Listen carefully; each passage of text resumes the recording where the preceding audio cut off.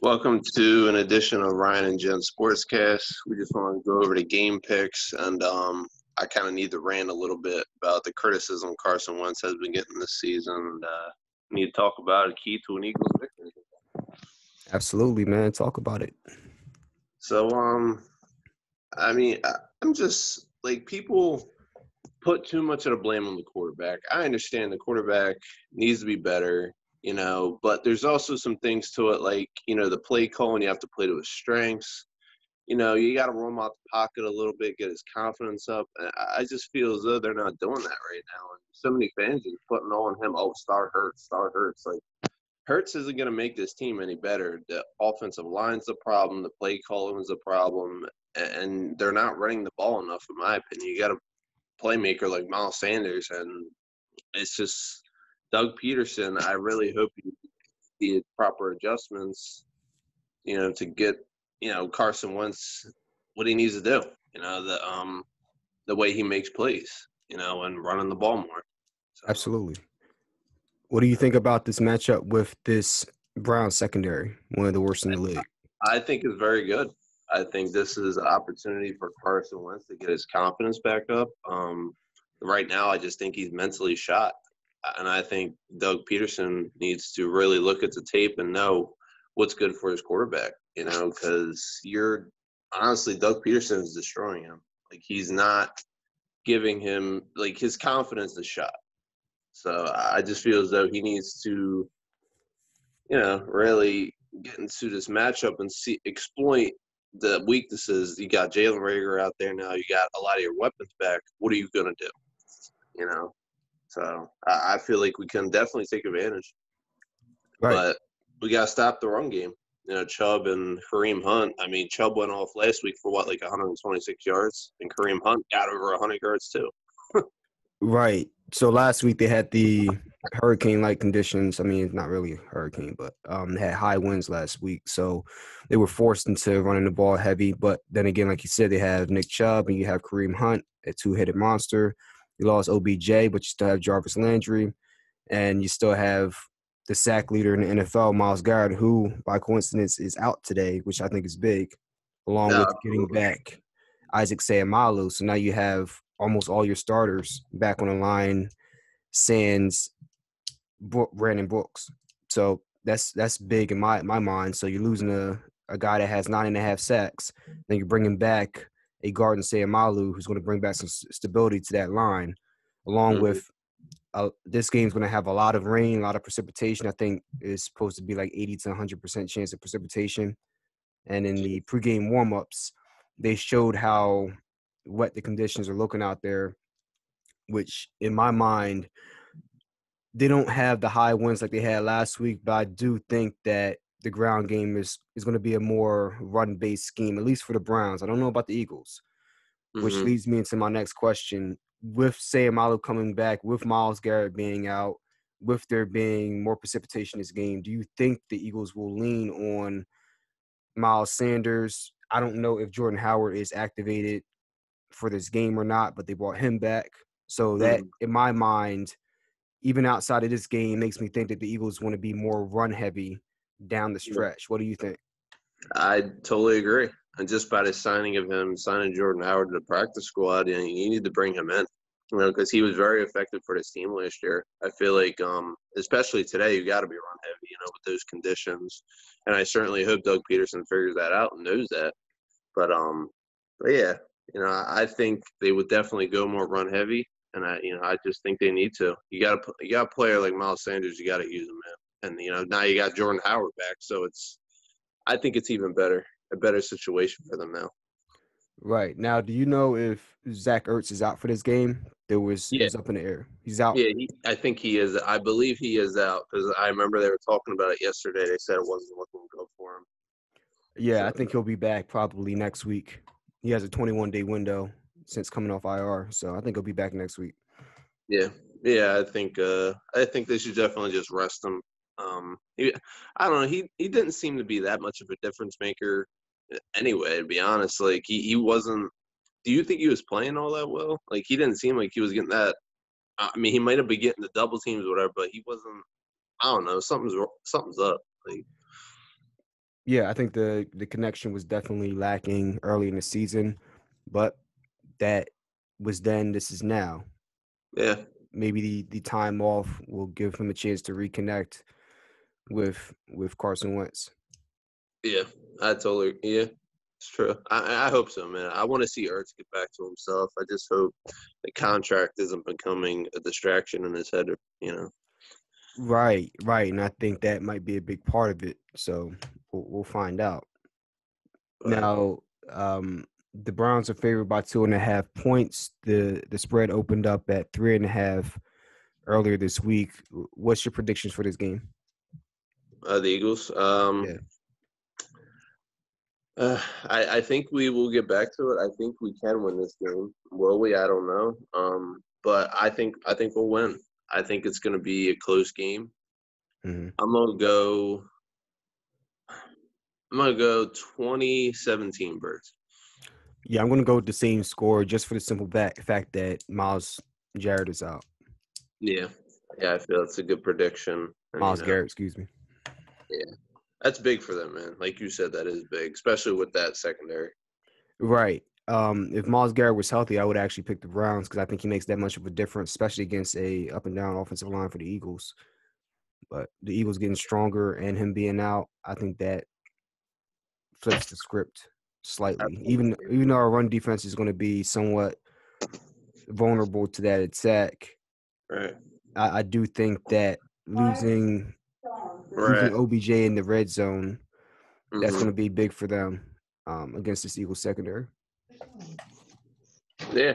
Yeah, man. I think it's gonna be huge. And I think we'll definitely, get some more confidence back with a W today, man.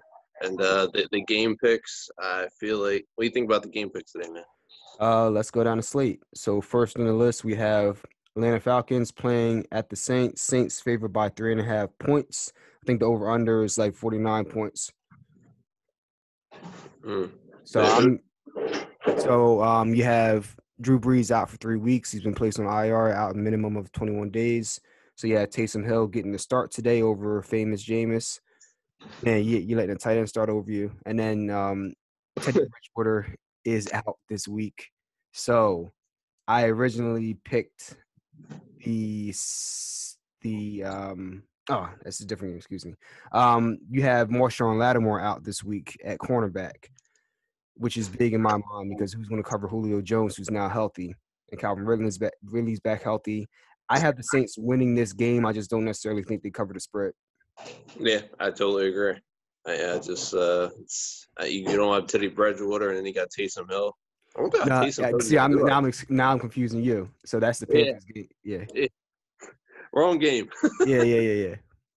But yeah, they play. Yeah, the Saints play the Falcons, right? Mm-hmm. Yeah, I feel like they. I don't know, man. Uh, huh. I think the Falcons could win that game, man. I hear you on that one, man. So we diverged on that one. Next game on the docket, the Cincinnati Bengals against the Washington football team, or formerly known as the Washington Foreskins. Foreskins favored by 1.5 points. What you got on that, man? uh, that can go either way. Yeah. So Uh, I'm sorry. Say that again. The Washington. Who was the other team? The other Washington Bengals. Bengals. I got it, Bengals, man. I'm going with Washington in this game. I think I'm a believer in Alex Smith, and that's why I'm picking him. That's my Oh, only that's reason. that's right. Alex Smith is back. Oh boy. Yeah, So that can be a difference. we just diverged on that one too. Next game on the list: Lions versus the Panthers. Lions favored by 3 points, playing in North Carolina. So we have Kenny Galladay out. We have Danny Amendola out, but Stafford and Marvin Jones Jr. are starting. Swift is out at running back, so AP is going to be the lead guy today. And then that Panthers run defense is not that good, and Teddy Bridgewater is out today. So I'm going with the Lions to cover the spread and win this game. Agreed. I got the lines as well. Yeah. Okay. Questions. Steelers playing at the Jaguars. Steelers favored by 10.5 points. I got Steelers all day in this one. Gardner Minshew is out, so I don't know how the backup quarterback is going to deal with that Blitzburg defense. So I'm going with them to win either way, but I think that they might cover the spread too. Yeah, absolutely. I definitely agree with that one as well. Next game, Titans playing at the Ravens. Ravens favored by 6 points. Ravens favored by 6 points. What you got, man? This is an interesting game. The Titans are. What's the Titans' record? They're both 6-3. Oh boy, this can go either way, but I gotta go Titans, man. Yeah, I'm going with the Ravens, but I don't think they cover the spread. I think this is going to be a really tough game for them. Maybe they win by a field goal, something like that. Yeah. All right. Good prediction. So, next game on the docket, New England Patriots versus the Houston Texans. Patriots favored by 3 points, and they opened up at 1.5 or 2 points. So the point spread got even bigger coming up to game time. What you got for that, man? I gotta go Patriots, man. I mean, they haven't been the greatest, but I mean, I just feel like they match up well against the Texans. Same. I'm going with the Patriots. They've been on a 2-game win streak. Cam Newton hasn't thrown an interception over the past 2 games, and Myers is their breakout guy at wide receiver. So he's getting, I don't know if he got 40% of the target share last week or something ridiculous like that. And the Texans secondary is not that good. So, yeah, I'm going with the Patriots too. Yeah. Next game, Dolphins playing in Maha Stadium. Dolphins favored by 4 points. Dolphins are 6-3, man. Well, I got the Dolphins, man. Yeah. They're looking really good. This is my pick of the week too. My best bet game on my pick'em league. I think the Dolphins not great on offense, but Tua is playing solid, and they have a really good defense. A defense that people haven't been paying attention to get turnovers, to get pressure, they bring the heat. Going to Dolphins. Yeah, been the surprise team this year, man. They've been ever since Tua came in, they've been tearing it up, man. Absolutely, it's them and the Bills right now, man. Yeah, it's gonna be interesting down the stretch. So you got Dolphins at 6-3, and I think the Bills at what 7-2, 7-3, something like that. Yeah, I think between those two, probably win the division. Yeah. Okay, so next game, Jets. Winless Jets playing at the Chargers. Chargers favored by 9.5 points. What you got, man? I got the Chargers, man. No question. Yeah, absolutely. It's nothing more. I have a friend that is a Jets fan, and he's actually hoping that the Jets go winless. So I think that each time the Jets are within a 3-point game against people, I can just envision him just sweating in front of the TV, just hoping that they don't throw it in the game. He's really trying to tank this year. So I think that his hopes will come true again this week. Oh, I'm sure they will. It's a shame, but oh man, just wallow in misery. Next game, Packers playing at the Colts. Colts favored by 1.5 points. Ooh. What you got, man? Oh, this is a game that can go either way. Truthfully, I gotta go with the Packers, though, man. Aaron Rodgers has been hot, and I got the Pack, man. Yeah. Let's see. Who did I pick? Let me look at my pick 'em because I can't remember if I picked the Packers to upset or not. I think I picked them to cover the spread. Let's see. Because like Indianapolis, the defense is tough, and they have a decent offense depending on what Philip Rivers is doing from week to week. But they get inconsistent. Like they can either put up a lot of points or Philip Rivers can be kind of so-so, just like a middle of the road type of quarterback. But you look on the flip side with Green Bay, a solid but not great defense, but solid, and then you always have Aaron Rodgers who can put up points at will. You have one of the top run defenses, one of the top secondaries, and that matchup between that secondary and Devontae Adams is the matchup that you got to wonder strength against strength, who wins, right? Right. What do you think about that, man? Devontae Adams been playing out of his mind, so that's going to be a very interesting matchup.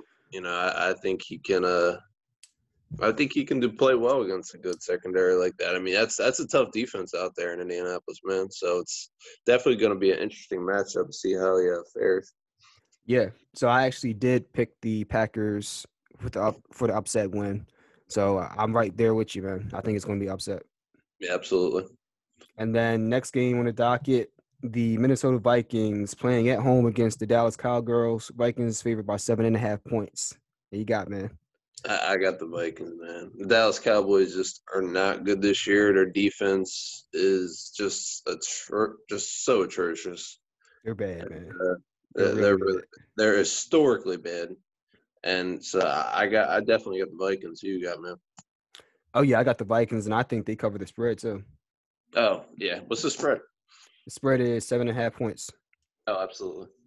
I think that run defense, forget the pass defense against Justin Jefferson and Adam Thielen, who I think are great stack plays along with Kirk Cousins if you're doing fantasy football.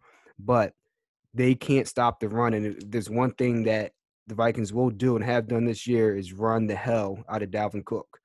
Yeah, he's the best running back in the league right now, in my opinion. Yeah.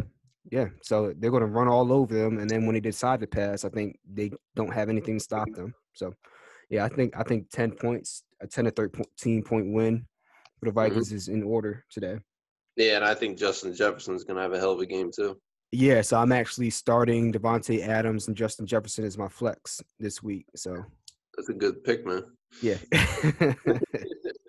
Yeah, so hopefully they come through for me, man. I'm 7-3 in my league, and I'm playing the other top guy who's 7-2. So I need my teammates to step up, man. I talked to him. I'm gonna give him a prep talk in the locker room. Need Devontae to step up, give me like 30 points. I need Jefferson to give me like smooth 25. Be all right. Yeah, absolutely. Yeah. He'll give you that, man. That Cowboys secondary. Yeah, you'll be all right. Oh yeah. Monday night, Tampa Bay Bucks TB12 versus the LA Rams. Bucks favored by I think 4.5 now, either 4.5. What do you think, man? It's gonna be an interesting game, man. I got the Rams. Yeah, you know what? I haven't put in my picks yet for this game. Because it's a tough one, man. Yeah, because anybody that goes up against that Rams secondary, Jalen Ramsey isn't just the only reason why they're one of the top secondaries in the league, but they typically just shut people down. I mean, any guy is going up against Ramsey this year, he's shut him down, and he's had some really tough matchups. It didn't matter. So, he takes out Mike Evans, or you don't know if he's going to be on God. You don't know who he's going to be on. And I don't know how good this Tampa Bay defense is against the run. Right. But the Rams' run offense isn't what it was. Their whole offense isn't what it was, but they're still good. But then again, on the flip side, at Tampa Bay secondary is strong. This is a really tough game to pick.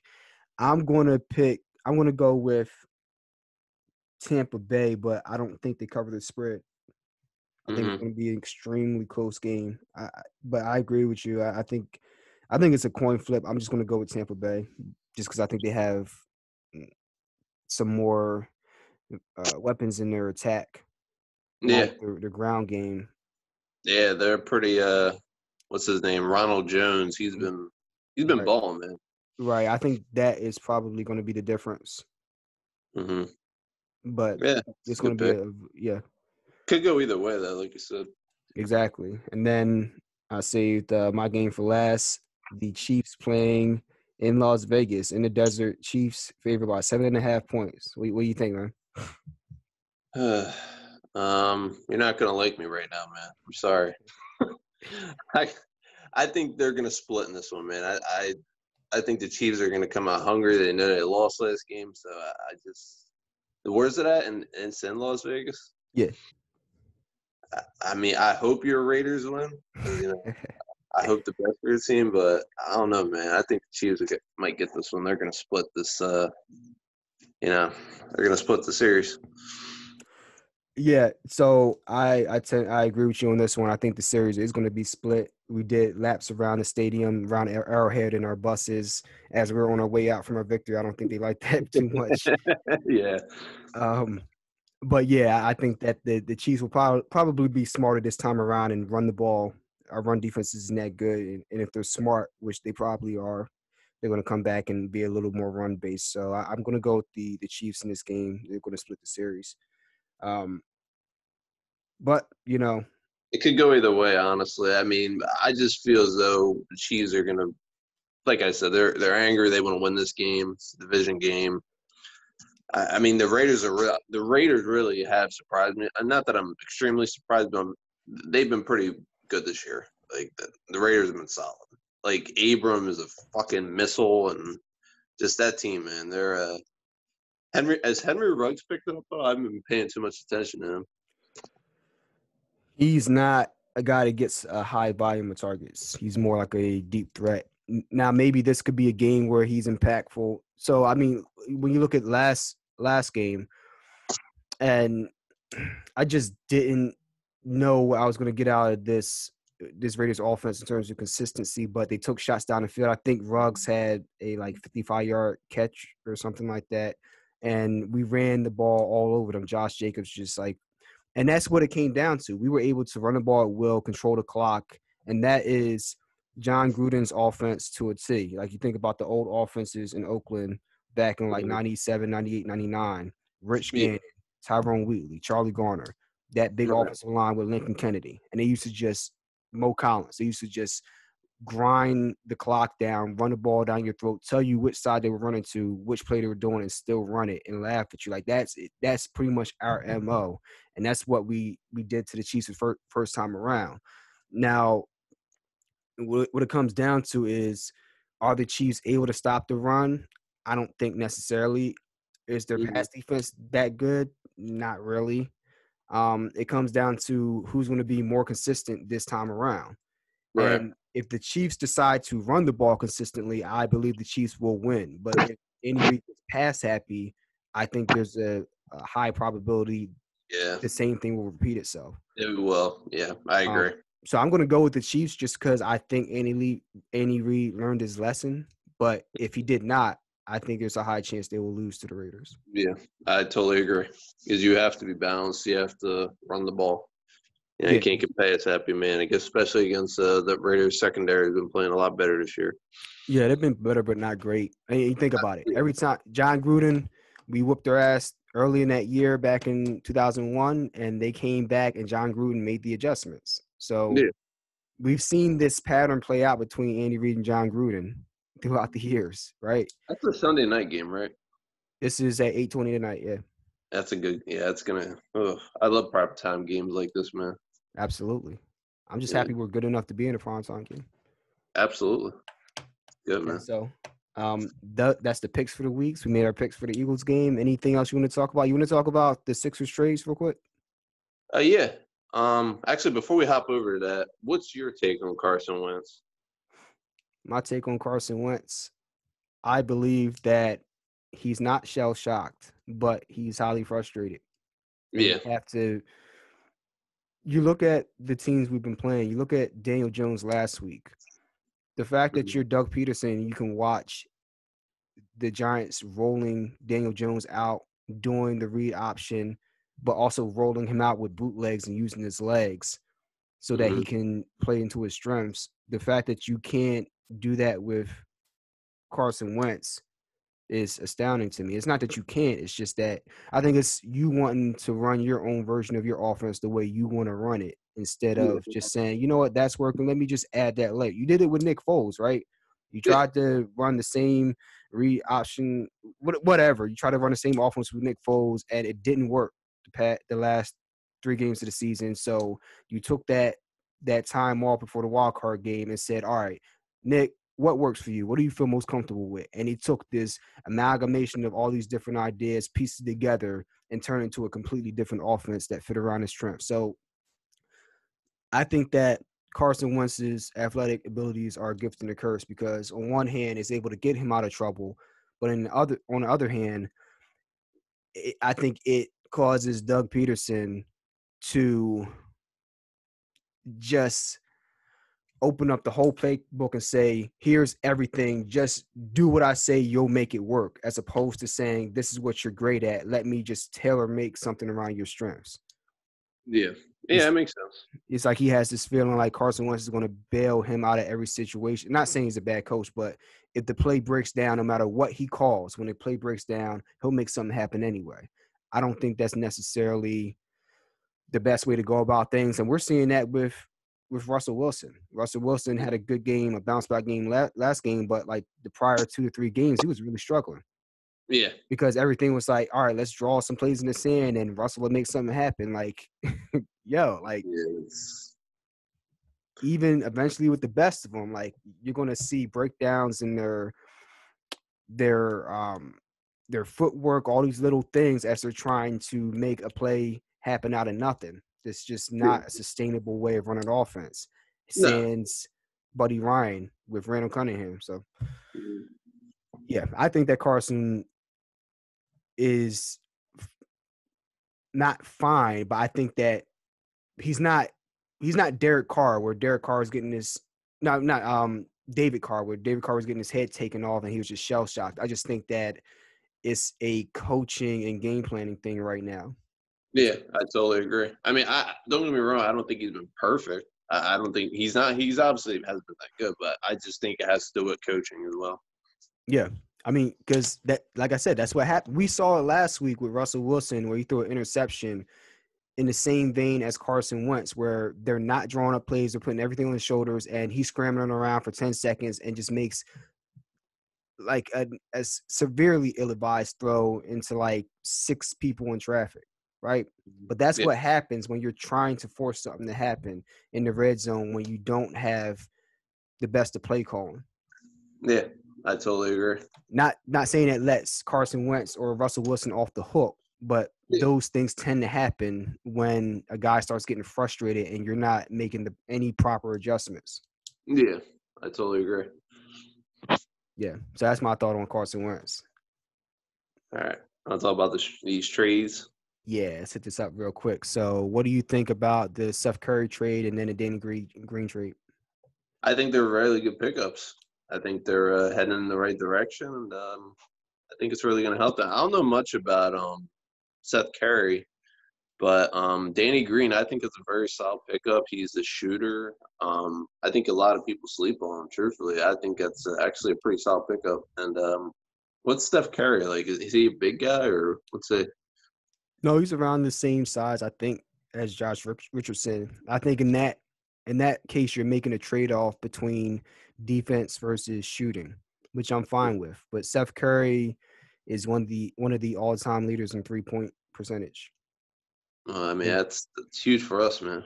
Yeah, all time. Then you think about that. That's crazy. You don't hear much about him compared to Steph or like JJ Redick or some of like the more well-known players. But Steph, I didn't know that about him. He made like 49% of his total shots last year, or something like that, or 47%, which is blistering. 2-pointers and 3-pointers combined. So that's a blistering percentage. That's crazy, man. That's I mean, that's encouraging for this team, man. We just I'm excited Doc's here, and hopefully get the train rolling when the season starts, man. I'm excited. Yeah, I'm going to love seeing them be able to kick the ball out to the corner to Seth or Danny Green. That's a really good starting 5 just right there. Danny Green, Steph Curry, Ben Simmons, Danny Green at 3, then Tobias Harris, and then JoJo. Yeah, didn't Tobias Harris have like his best season under Doc? Yeah. Yeah, so that's good for him, man. Exactly. So you got Tobias Harris, already knows Doc, and then Steph Curry, that's his father-in-law. So my goodness. That's pretty encouraging, man. Yeah. So I like the moves. I think Morey is already done more within the past week than we've had done in a while with the Sixers. He's really doing a good job.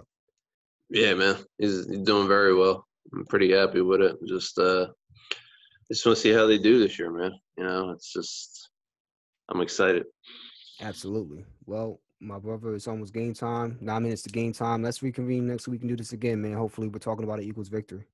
Absolutely. All right. So this is Stan and Ryan's Jen and Ryan Sportscast signing off. Jen the God.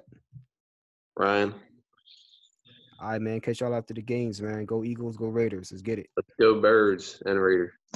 Bang bang.